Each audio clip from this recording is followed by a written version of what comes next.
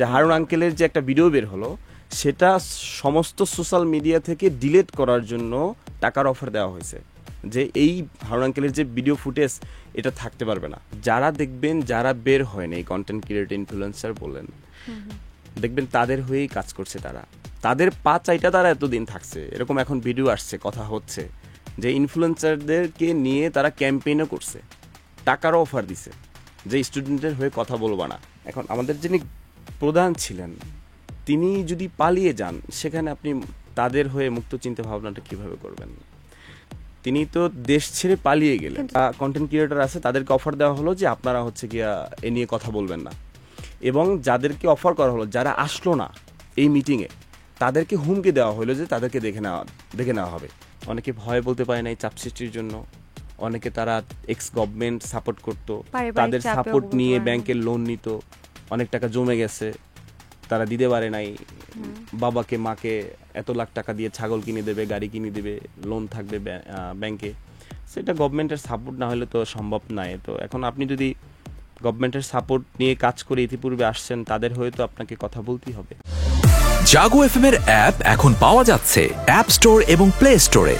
কিন্তু কাফি এক এক মানুষের মতাদর্শ বা চিন্তাধারা কিন্তু এক এক রকম।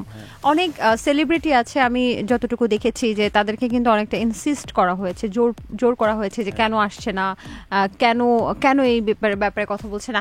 এখন আপনার মতাদর্শের সাথে আমার নীতিগত পার্থক্য থাকতেই পারে, তো আপনি যেটা হ্যাঁ বলছেন আমি সেটা না বলতেই পারি। আপনি আমাকে ফোর্স করতে পারেন না যে এটাকে তোমাকে হ্যাঁ বলতেই হবে, তুমি বলো।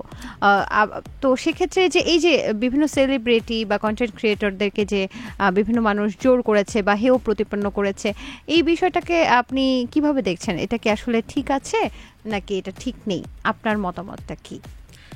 অবশ্যই মানুষের মুক্ত চিন্তা ভাবনা রয়েছে। আমার কাছে যেটা সঠিক তার কাছে সেটা সঠিক না, আপনার কাছে এই মুক্ত চিন্তা ভাবনার স্বাধীনতা নিশ্চিত করার জন্যই তো আপনাদের আন্দোলন, যদি ভুল না করে থাকি। আচ্ছা, তো এখন দেখেন, আমরা যে জন্য আন্দোলন করলাম, মুক্ত চিন্তা ভাবনার জন্য, স্বাধীনভাবে বাঁচার জন্য, কন্টেন্ট ক্রিয়েটর সবার চিন্তাধারা এক থাকবে না। এখন আমাদের যিনি প্রধান ছিলেন তিনি যদি পালিয়ে যান, সেখানে আপনি তাদের হয়ে মুক্ত চিন্তা ভাবনাটা কিভাবে করবেন? তিনি তো দেশ ছেড়ে পালিয়ে গেলেন, কিন্তু তখনও তো পালিয়ে যায়নি। আমি যে পরিস্থিতির কথা বলছি, হ্যাঁ বলছি। দেখেন, 15 বছর ধরে তারা শাসন করে আসছিল। এখন সর্বস্তরের মানুষ রাস্তায় নেমে গেছে। যারা দেখবেন যারা বের হয় না, এই কন্টেন্ট ক্রিয়েটর ইনফ্লুয়েন্সার বলেন, দেখবেন তাদের হয়েই কাজ করছে তারা, তাদের পা চাইটা তারা এতদিন থাকছে। এরকম এখন ভিডিও আসছে, কথা হচ্ছে যে ইনফ্লুয়েন্সারদেরকে নিয়ে তারা ক্যাম্পেইনও করছে, টাকারও অফার দিছে যে স্টুডেন্টের হয়ে কথা বলবো না। এবার আমাদের হারুন আঙ্কেলের সাথেও ভালো সম্পর্ক আছে, মিটিং হয়েছে। যে হারুন আঙ্কেলের যে একটা ভিডিও বের হলো সেটা সমস্ত সোশ্যাল মিডিয়া থেকে ডিলিট করার জন্য টাকার অফার দেওয়া হয়েছে, যে এই হারুন আঙ্কেলের যে ভিডিও ফুটেজ এটা থাকতে পারবে না, সেটার জন্য টাকা দেওয়া হয়েছে, ওই সিচুয়েশনে টাকার অফার দেওয়া হয়েছে। এখন এরকম, এবং তারা ক্যাম্পেইন করলো যে এই ছাত্র আন্দোলনের সময় যারা কন্টেন্ট ক্রিয়েটর আছে তাদেরকে অফার দেওয়া হলো যে আপনারা হচ্ছে গিয়া এ নিয়ে কথা বলবেন না, এবং যাদেরকে অফার করা হলো যারা আসলো না এই মিটিংয়ে তাদেরকে হুমকি দেওয়া হলো যে তাদেরকে দেখে নেওয়া হবে। এবং যখন আমরা আন্দোলনে আমরা পারতেছিলাম না, আমরা হচ্ছিল না, মানে আমরা শেষ হয়ে যাচ্ছিলাম, মানে আমাদের হবে না, আমরা আর পারবো না, গুলির সামনে আর কত মানুষ দাঁড়াবে, তখন আমরা সিস্টেম করলাম কি, পূর্বাসীদেরকে আমরা বলবো যে ভাই তোমরা রেমিটেন্স বন্ধ করে দাও। এটা আমরা বললাম, এই উদ্যোগটা আমরা নিলাম। এটা কি আপনারা করেছেন? মানে হ্যাঁ, ধস নেমে গেছিল গত মাসে, দেখেন নাই? পূর্বাসীরাও এক হলো যে যেই সরকার খুন করে সেই দেশে আমরা টাকা পাঠাবো না, এরকম তারা সিদ্ধান্তে গেল। তখন এসে দেখবেন কি আমাদের যে মোটিভেশনাল স্পিকার ভাই, তিনি করলো কি, মাহমুদুল্লাহ রিয়াদ ভাই বলেন, তামিম ইকবাল ভাই বলেন, মেহেদি হাসান মিরাজ ভাই, এরকম কিছু মানুষদেরকে নিয়ে তারা এয়ারপোর্টে দাঁড়ালো। প্রবাস থেকে যেই আসছে তাকেই নগদের বলেন বা অন্য একটা লাল গোলাপ বলেন, ভ্যাগ বলেন, সেখান থেকে উপহার দেওয়া হচ্ছিল।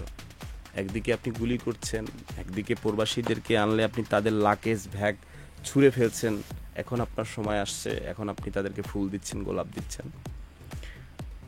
তো যেটা বলতেছিলাম যে ইনফ্লুয়েন্সাররা শেষ সময় বের হয়ে আসছে এবং মতাদর্শের ভিন্নতা থাকতেই পারে।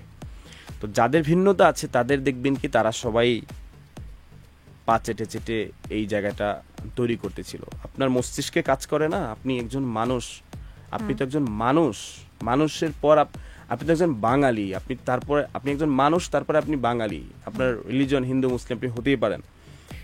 আপনার দেশের পিস্তল থেকে আপনার দেশের মানুষের বুকে গুলি চালানো হয়, সেখানে আপনি চুপ করে থাকার তো কোনো মানেই হয় না। আচ্ছা, এইগুলি কার গুলি? এইগুলি আপনার গুলি? এইগুলি কাফির টাকার কেনার গুলি? এই পিস্তল কার? আমার বাবার জমি বিক্রি করে আমি গুলি কিনে সরকারকে দিছি?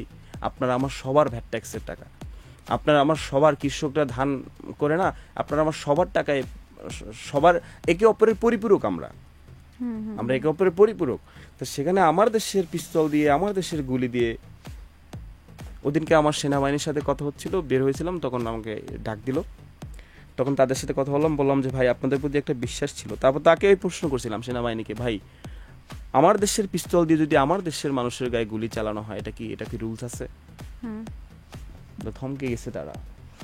সো যারা এই যে বললেন, শেষ করে দেই, যে বললেন যে মতাদর্শের ভিন্নতা, কেউ কথা বলে নাই বা শেষ সময় এসে তারা আসছে, অনেকে ভয় বলতে পারে নাই চাপ সৃষ্টির জন্য, অনেকে তারা এক্স গভর্নমেন্ট সাপোর্ট করতো, তাদের সাপোর্ট নিয়ে ব্যাংকের লোন নিত, অনেক টাকা জমে গেছে, তারা দিতে পারে নাই, বাবাকে মাকে এত লাখ টাকা দিয়ে ছাগল কিনে দেবে, গাড়ি কিনে দেবে, লোন থাকবে ব্যাংকে, সেটা গভর্নমেন্টের সাপোর্ট না হলে তো সম্ভব নয়। তো এখন আপনি যদি গভর্নমেন্টের সাপোর্ট নিয়ে কাজ করে ইতিপূর্বে আসছেন, তাদের হয়ে তো আপনাকে কথা বলতেই হবে।